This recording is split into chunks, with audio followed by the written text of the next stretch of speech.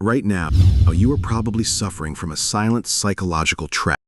You spend hours watching self-improvement videos, reading books, and highlighting notes. Your brain feels full, so you feel productive. But if someone asked you to perform that skill or ace that exam under pressure right now, you'd freeze. You aren't actually getting smarter, you've just become a professional theorist. Anime geniuses like Shikamaru or Ayanokoji don't look smart because they memorize encyclopedias. They look smart because they navigate reality effortlessly. In the next 8 minutes, we are breaking down the exact cognitive architecture that allows the top 1% to master any skill 10 times faster than everyone else. If you don't learn how to clear your brain's hidden bottleneck today, you will spend the next 5 years running on a treadmill wondering why you're still in the exact same place. Think of your brain's short-term processing power as a cognitive bowl, very similar to a computer's RAM. It has strict, unyielding limits. When you try to learn a complex new skill, you are likely overloading it with what neuroscientists call multiple element interactivity.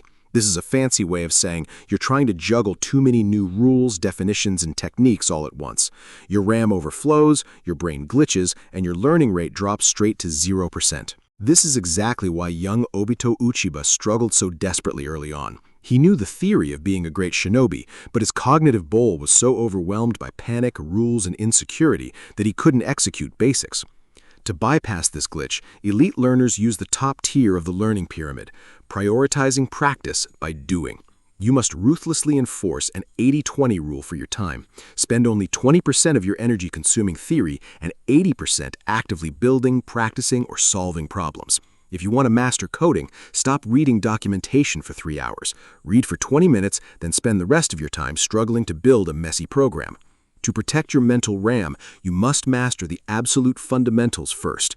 The basic movements provide a disproportionate return on your investment. Master the basics until they become automatic habits. Once a skill is a habit, it requires zero cognitive space, completely freeing up your internal RAM to absorb the next layer of information. When you are forced to process massive amounts of data, don't try to swallow it whole. Instead, use the 3C protocol: compress, compile, and consolidate. First, compress. Your brain can only juggle about 4 independent ideas at once. You need to group massive, scattered concepts into fewer, denser patterns known as chunks. Think of how Shikamaru looks at a chaotic battlefield. He doesn't track 20 individual ninjas. He compresses them into visual formations and patterns. Second, compile. This is how you manage your daily learning cadence. You cannot maintain peak focus for 4 straight hours. Instead, map your deep work blocks around ultradanic cycles, which are our body's natural 90-minute waves of peak cognitive performance, followed by 20 minutes of mandatory rest. Protect these 90-minute blocks like your life depends on it. Turn off notifications, put on your headphones, and dive into total isolation. If you're learning a physical skill or a language accent during this block, use slow burn practice. Perform the movements or pronounce the words at an excruciatingly slow, deliberate pace. This forces your brain to analyze every single micro-movement without making sloppy mistakes. Finally, consolidate. This is the gap that almost every study channel completely misses. Real learning doesn't happen while you are reading. It happens when you stop. Recent neurological studies show that taking brief 10 to 20-second micro breaks during heavy focus blocks causes your brain to automatically replay the information it just learned at 10 to 20 times its normal speed. During your 20-minute post-session rest, practice non-sleep deep rest, or NSDR. Close your eyes, do a simple breathing exercise, and do absolutely nothing. You are letting your brain's neural soil regain its fertility. When you finally go to sleep at night, your brain does something miraculous. It replays everything you learned that day in reverse, permanently cementing it into your long-term memory. If your studying feels comfortable, you are doing it wrong. True neural rewiring requires desirable difficulty. When learning feels easy, your brain is treating the information as disposable. Real growth only occurs when your brain is forced to struggle, trip over its own feet, and correct its mistakes. This is the secret behind Ayanokoji's terrifying intellect. The White Room didn't feed its students comfortable lectures. It threw them into a constant, brutal state of cognitive friction. To mimic this, swap passive rereading for brutal, active recall. Constantly test yourself before you feel ready. This aggressive retrieval process sends a biochemical signal to your brain that this specific information is vital for your literal survival. But active recall is useless without a tight feedback loop. The loop has 4 steps: action, result, analysis, and adjustment. Avoiding feedback is the single biggest reason people stay mediocre at a skill for decades. They practice the same mistakes over and over because it hurts their ego to see their flaws. You need to hunt for immediate feedback. The faster you get the data on where you failed, the faster you can adjust. If you want to speed this up, surround yourself with experts. Treating experts like an intellectual cheat code is exactly how low-tier shinobi level up overnight. An expert can look at your work for 10 seconds and instantly pinpoint your blind spots, the critical mistakes you are making that you are completely blind to. They provide the necessary social pressure that forces your brain to rise to the occasion so you don't end up as the weakest link in the room. When you practice, stop working on things you already know how to do. Implement deep end practice.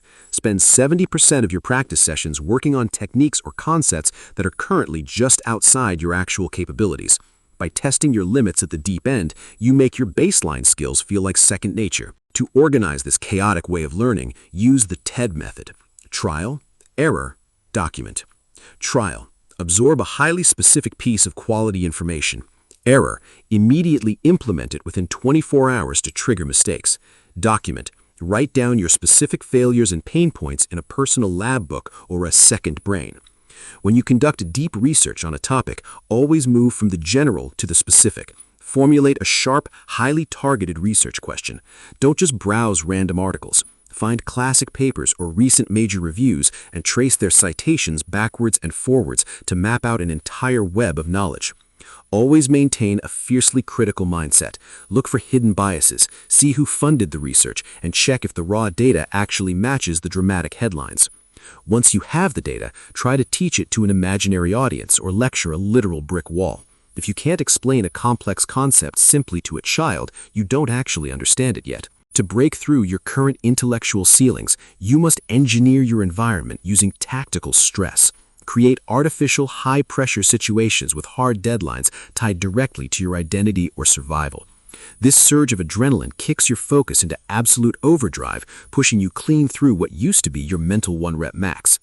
To become a true modern polymath, someone who excels across completely different fields, you must combine an aggressive growth mindset with a healthy dose of delusional confidence. You must genuinely believe you are capable of mastering anything while simultaneously keeping your ego small enough to sit quietly and learn like a beginner. Here is the final truth about elite mastery.